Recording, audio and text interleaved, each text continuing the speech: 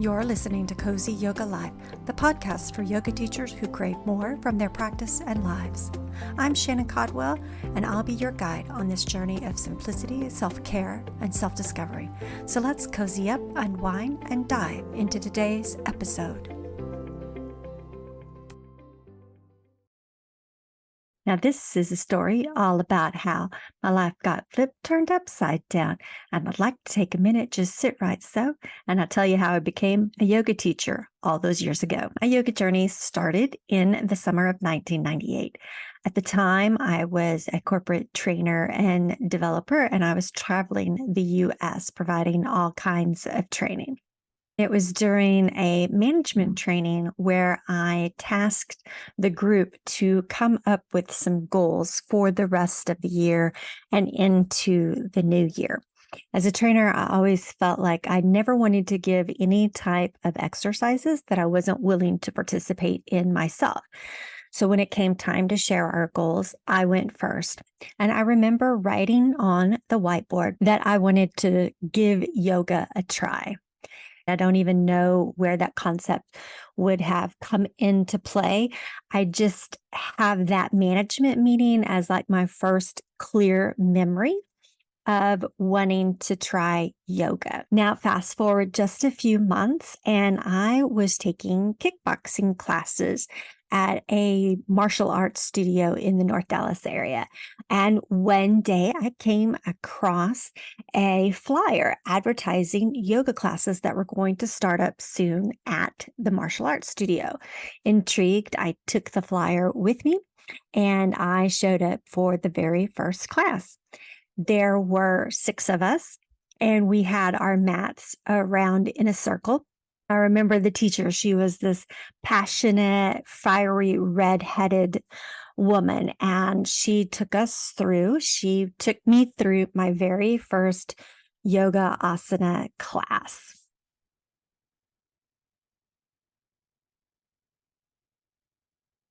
I remember a couple of postures. I remember doing some warrior postures. I remember Shavasana.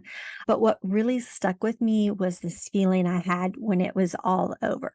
And I would like to say that it was a feeling of euphoria or of total peace and relaxation. But really, the overriding feeling that I had was I was amazed I could work my body in such a way and never move off the mat or spend an hour pounding a punching bag. I immediately switched my membership from a kickboxing one to a yoga membership. And that is where my yoga journey began. So that was like 25, almost 26 years ago. And I'm thankful every day for putting it out into the universe and the universe answering me just a few months later. You would think that as a corporate trainer and someone who enjoyed aerobic activities, that I might have become a fitness instructor at some point, but I never really had that calling until yoga. A few months into my journey as a student, I decided I really wanted to learn how to teach this. It was life-changing to me, and I was starting to reap those other benefits of practicing yoga postures and breathing and Shavasana, and I wanted to pay that forward. I wanted to inspire like my yoga instructor had inspired me. Now, at the time, there were not yoga teacher training programs everywhere. There weren't even yoga studios like there are now. I had to approach my teacher, my mentor, someone who was amazing at it, and ask her if she would be willing to teach me how to teach yoga to others.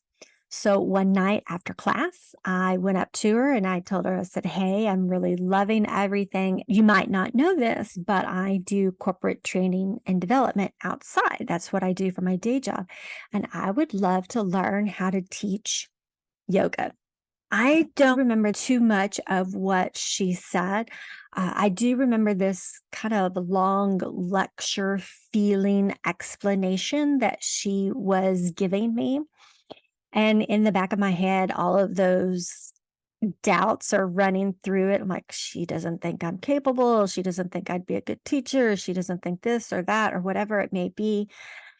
I remember after she kind of finished what felt like a really long lecture, probably only 2 or 3 minutes, I paused because I didn't hear a clear cut answer from her, like, yes, I will teach you, or no, I won't teach you. So I pulled up my big girl panties and I asked one more time. I said, does that mean that you are going to teach me, that you're willing to take me on and show me how to be an instructor? And obviously she did, because here I am today, still teaching yoga, still working with instructors. I started working with my mentor just a few weeks later, and there were 2 or 3 other ladies there who were also interested in learning how to teach. The way that she trained us, it was very casual, no less serious, but just a little bit more casual. We met once a week, and she would kinda go over some things with us and help us out, but really, it was more about kind of throwing us out there and then just letting us go. The way I learned yoga was in a very specific format. My teacher, she would record all of the yoga classes, and they were recorded on CDs. And the way that she wanted us as teachers to teach was she wanted that CD of her voice playing in the background. And then we would repeat what was happening on the CD. Kind of an unusual way of going about it, but a lot of people enjoyed that approach because basically they had everything that they needed to say. They had an entire script front to back, top to bottom, and they just had to memorize 4 or 5 different classes, and then they were golden. I was fine with that too because I had no idea what I was doing.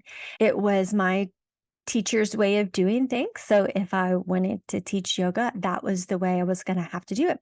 I didn't know any difference, so it was all good. About 18 months later, my teacher moved from offering classes at the martial arts studio and opened up her own space, her own studio. Probably one of the first or maybe even second yoga studios ever in Dallas Fort Worth area, and I moved right along with her. When she made this move, she also had some other transitions that she was working on testing out. And one of those was to allow the yoga teachers to teach on their own, to not have to follow the script, to not have to play the CD in the background. And at the time, I jumped at the opportunity. And to do a bit of a humble brag here, I was pretty good at it. I was able to walk into a room, sense the energy, ask what people were looking for, and then without following a script, be able to offer and teach a well rounded, well structured yoga class. And I loved it this way. I loved having that freedom of walking into the class and teaching not on the fly, but teaching in a way that allowed me to be present with them and to change up things if they needed to be changed. My mentor decided that she wanted to go back to the way that it had been done, which was her voice in all of the classes in the background. I was one of the few teachers that she allowed to continue to just do it on my own. I was able to teach this way until I ended up moving north into McKinney. When I moved, it just wasn't feasible to continue teaching and driving because it was 45 minutes away to get to the studio. Sadly for me, I had to quit the teaching and I went back to kind of like aerobics and working out at the gym, but I really didn't like it. I was like, I miss my yoga. I want to do yoga. And my then boyfriend, who shortly became my husband, he said, why don't you start your own yoga? And I thought, that's great for everybody else. Everybody else will be able to get their yoga in, but that still leaves me. without having a place for me to practice yoga. I did follow his advice. I went to the local community center, talked to the manager, and found a couple of spots on the schedule in which I could offer some yoga classes. Then we put together some marketing pieces that were going to be distributed around to neighborhoods. And the day arrived of my first class in the McKinney Community Center. And I hoped, like my teacher before me, that I would have at least 4, 5, 6 people show up and be interested in taking yoga. I was pleasantly surprised. There was probably 9 to 10 people that showed up to take yoga from me. There are probably about 4 or 5 ladies in that core group that I am still in contact with today, 20 something years later. That's something that you don't ever forget as a yoga teacher. Those kind of connections, that kind of impact that you make on people, that 20 years later, you would still be connected to them. You would still be interested in what's going on in their lives. After teaching in the community center, I then went on to add more classes at a dance studio. So I was providing yoga in 2 different places and filling up those classes on the schedule.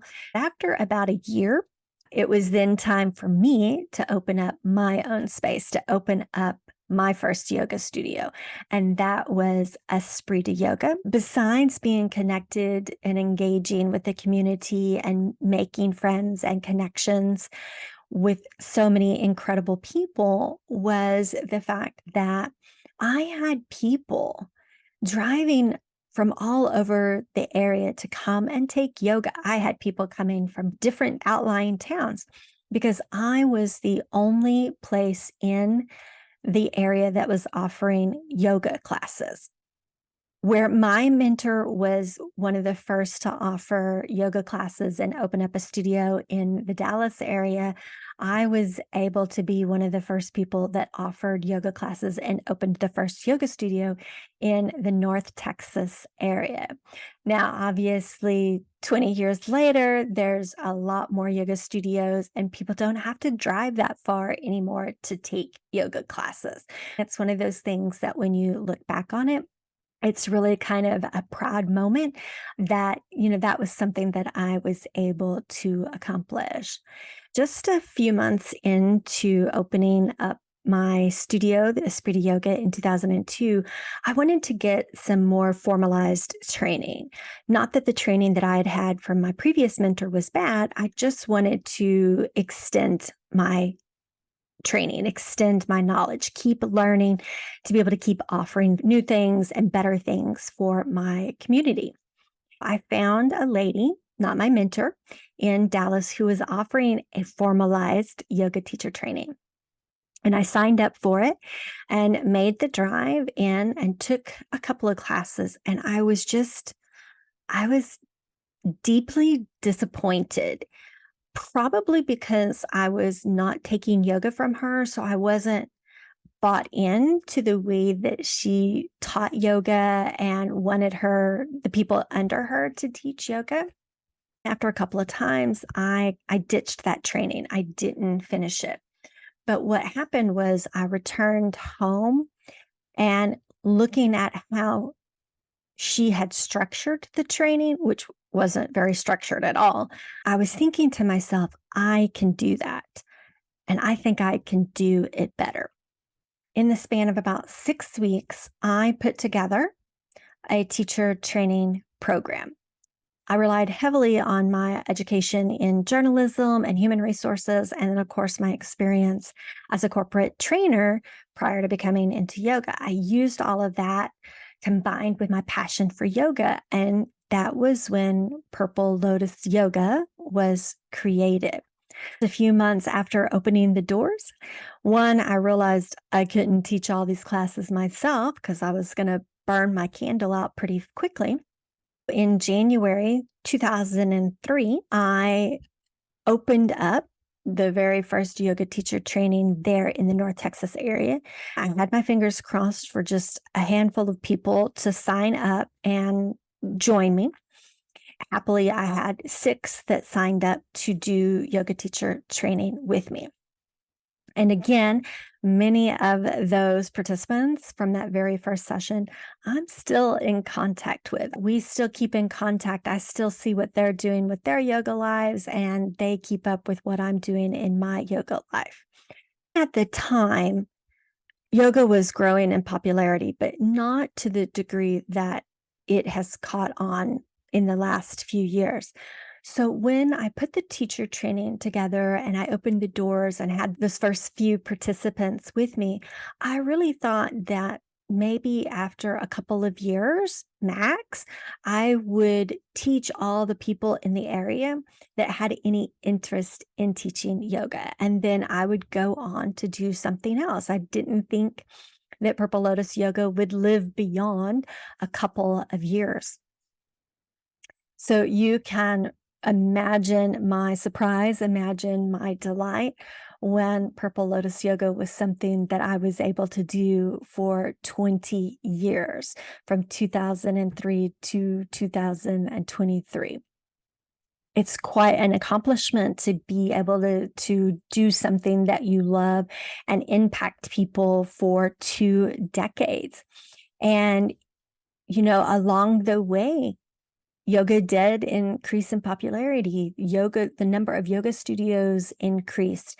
The number of teacher trainings increased as well. So I wasn't the only one on the block anymore. I had competition all around me. Although competition is a really strong word, especially when you look at yoga as a whole, there really is enough for everybody to go around. I was able to sustain and keep going for 20 years, even when I wasn't the only studio or the only teacher training program around. The pandemic really put a chokehold on what I was able to do with yoga teacher training. There was no such thing as in-person training with the pandemic. Certainly, it's never fun to lose a business or to lose the security that was coming from your business. And that definitely was a negative that came from the pandemic. On the positive side, I had been getting really burned out, after 18, 19 years of providing teacher training. And I was trying to figure out what was going to be my next step. What was I going to do next? I still wanted to be involved with yoga teachers. I still wanted to provide training and coaching and mentoring and education. I just wanted to do it in a different way. That slow demise of yoga teacher training gave me the opportunity to step back and do some introspection and find out, what is it that I really want to do? What is it that I'm really being called to do? What is my encore career in yoga going to be? And the answer that unveiled itself had to do with working with yoga teachers in more of a lifestyle, sharing the wisdom that I have gained over the last 20 years and putting that out there in a podcast format. And like that first yoga class that I offered in the community center, then the classes that I offered at the dance studio, then into the classes that I offered in my own space, and then also into the first yoga teacher training program I provided. I hope that I will have people that show up and want to be a part of something that I offer.